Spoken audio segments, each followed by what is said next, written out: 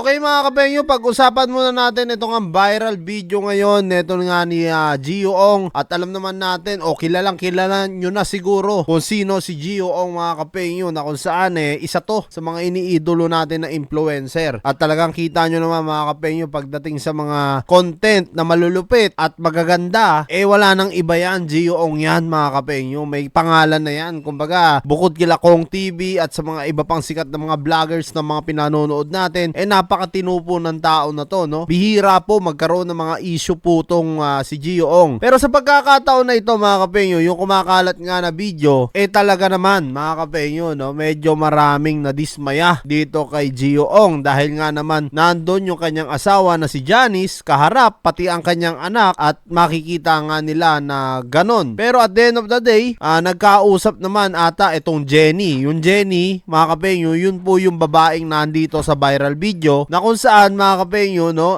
nagkausap sila ng asawa ni Gio Ong na si Janice. Parang okay naman dito sa asawa ni Gio Ong, at kumbaga para siguro hindi na lumaki o lumala. Pero bilang isang may asawang tao at makita mo yung asawa mo na may alam mo yun, may hindi naman totaling yakap na yakap, medyo slight lang, umislight lang. Pero sinasabi naman ni Gio dito, parang inaalalayan lang niya yung babae dahil nga may pilay. Pero kahit pa mga kapenyo, no, at the end of the day, yung mga ganitong sitwasyon, lalo na kung may asawa ka na alam mo naman na pwedeng magselos, hindi na dapat talaga ginagawa yung ganito. Kaya nga yung iba talagang hindi na nagka-club, no, iniiwasan nila yung mga ganyan, yung ibang mga may asawa na. Kasi nga, nandyan yung mga kapenyo, yung selosan. Unang-una, pwede kayong mag-away talaga, magtalo, lalo na sa mga ganitong senaryo, kung may misunderstanding, talaga naman mga kapenyo, no, bilang lalaki, para sa akin eto, iniidolo ko yan si Gio Ong, syempre mga kapenyo, pero syempre ayaw ko naman na pagtakpan dahil kung ano yung nakita ng mata ko, yun yung sasabihin ko talaga dito. So ang akin lang mga kapenyo, bilang isang umiidolo rin dito kay Gio, dapat iwasan nila yung mga ganitong senaryo. Even though na medyo lasing na si Gio dito, kahit pa lasing, hindi kasi reasonable yun mga kapenyo para alam mo yun, mag-care ka sa isang tao. Alam natin na nagkikare nga siya sa isang tao dahil nga may pilay at close friend pa nila, pero medyo malaswalan talaga tignan Pero syempre mga kapenyo, panoorin muna natin yung video at saka ko sasabihin sa inyo. Sinadya ko pong i-mute to kasi meron po siyang copyright na sounds, so hindi po pwede dito yun. Alam nyo naman. Tara, panoorin natin. So yan mga kapenyo, makikita nyo si Janice. Ayun, no, nakita nyo sa likod, hinila, no, ni Gio etong babae na nagngangalan Jenny nga mga kapenyo. Yan, paghila, kinausap po to ni Gio Ong, no? Yan, no? Kinausap niya. Palagay na natin na nagkikare talaga si Gio dyan. Siguro kinakausap niya, okay ka lang ba? Bakit gan? Pero medyo kasi sa video mga kapenyo, medyo parang malaswa tignan, no? Alam naman natin, tayo mga Pilipino, medyo may mga ganyang senaryo, may mga konting paghila o konting pagyakap, medyo bibigyan na natin ng kahulugan talaga yan. Pero alam naman kasi natin mga kapenyo, yung video hindi kasi nagsisinungaling to So kung ano yung nakikita ng mata natin, no, gaya nga ng sabi ko, doon kay Kamatis, kay Kulaong pala mga kapenyo, pahinga muna tayo kay Kulaong. Ito lang, pagbigyan nyo lang muna ako na makapagbigay din ng opinion dito nga kay Gio Ong sa viral na to. Syempre para sa atin mga kapenyo, medyo malaswa na to tingnan. Lalong-lalo na nandun yung anak niya, pati ang kanyang asawa, di ba? So yan, nag-usap sila ng babae. Yan, no, medyo lasing na si Gio dito yung itsura ng mukha niya. Medyo lasing na. Pero ang akin lang mga kapenyo, gaya nga ng sabi ko, no, bilang may asawa, hindi maganda tignan nito. Syempre talagang sarit-saring mga, alam mo yun, na mga isip ng tao. Iba-iba kasi tayo mga kapenyo no? May mga taong baliwala sa kanila yan. May mga tao naman na talagang medyo masakit, no, yung ganyang senaryo, lalong-lalo na magkasama kayo mag-asawa.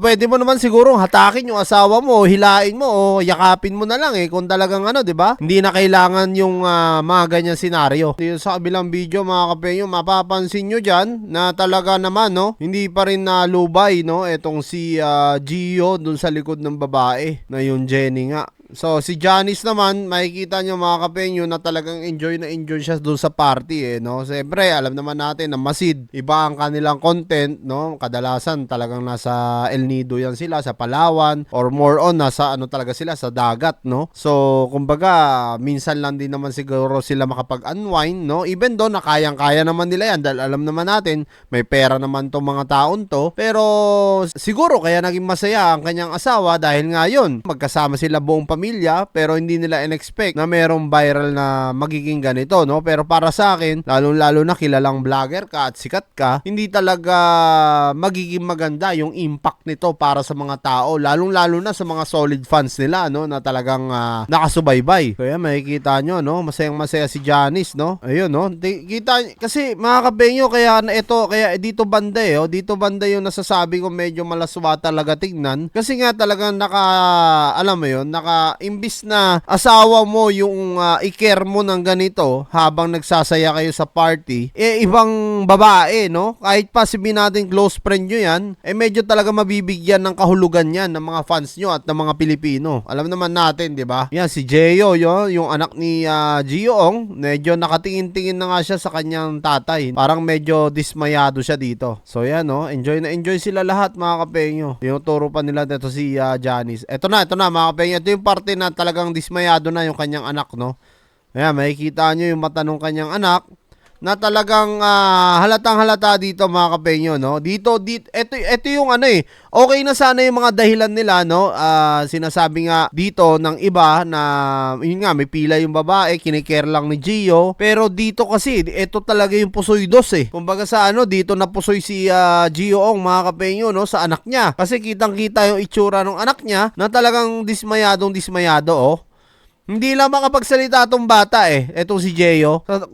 Kung siguro nasa lang sila, no, walang mga camera, walang mga nagbibideo diyan. Baka sabihan niya yung tatay niya na wag naman ganyan. 'Di ba? Kaharap natin si mama. Diba? Kumbaga alam mo 'yon, kitang-kita sa mukha ng bata na talagang siya, dismayado siya. While naman si Janice, ito, yung asawa ni Gio-ong, talagang masayang-masaya lang siya, Party lang siya.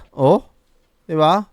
Parang ang kanya kasi dito, mga kapenyo, wala sa kanya yun Hindi niya binibigyan ng kahulugan yun. At saka pangalawa, hindi naman niya alam no? Kumbaga, hindi niya nakita. Kumbaga, lumabas na lang tong viral na video na to doon sa mga taong kumukuha ng video sa kanila. Dahil nga syempre, influencer sila, sikat silang influencer, kilala sila ng mga tao, at halos lahat talaga, umiidolo dito kay Gio-ong, no? Kasi, alam naman natin, napakalinis ng content nito ni Gio-ong. Hindi nga nababahiran ng mga issue etong Gio Fam, etong Ong Fam, mga kapenyo, no? At pangatlo, wala ka makikita diyan na nagaano ng sugal yan, nagpo-promote, wala, mga kapenyo, totally zero. Kaya para sa atin na mga umiidolo dito sa Ong Fam, talagang karespe-respeto sila. Pero dito kasi, mga kapenyo, kaya talagang pumutok ito at talagang napag-usapan na naman ng mga tao sa kadahilanan na kitang-kita naman kasi talaga ng dalawang mata natin, no? Pero malay natin may ibang reason na talagang siguro nga, no, may pilay lang talaga yung babae, at siguro nga lasing talaga si Gio, at siguro nga ngayon lang sila ulit nakapag-party ng ganito, ngayon lang sila ulit naging ganun kasaya. Ito naman sarili ko lang din opinion, pero para sa akin, mga kapenyo, pag may asawang tao na tayo, iwasan natin yung mga ganitong bagay, lalong-lalo na yung pumarty ka sa mga club. Kasi hindi talaga maiwasan dyan na meron lalaki, meron babae, na matitipuhan ka, na kahit na alam naman ng iba na may asawa na, o may girlfriend na, o may boyfriend na, talagang kikilalanin pa rin, no? Itatry pa rin nila kasi nga, club nga to, mga kapenyo. Kumbaga, kahit sino pwedeng pumunta dyan, kahit sino nandyan talaga. So, maging lesson learned to, no, para kay Gio-ong, isang malaking influencer na dapat niyang pagkaingatan talaga. Lalo-lalo na yung fanbase niya, alam naman natin, napakalaki na ng isang Gio-ong. Kumbaga, even though na down to earth to, alam naman natin yan, given na yan kay Gio na talagang marunong umunawa ito. Pero parang tingin ko ang weakness niya alam mo na, mga kapenyo, dito sa babae, 'di ba? Siguro nga talagang lasing lang. Sana nga, mga kapenyo. So kung kayo tatanungin ko, ano nga masasabi nyo dito sa viral video ngayon ni Gio-ong, mga kapenyo, comment nyo down below yan, at lahat-lahat po yan mababasa ko. Maraming salamat, mga kapenyo, at kita-kits ulit tayo sa mga susunod kong vlog dito kay Kamatis. Kay Kulaong pala, mga kapenyo. Peace!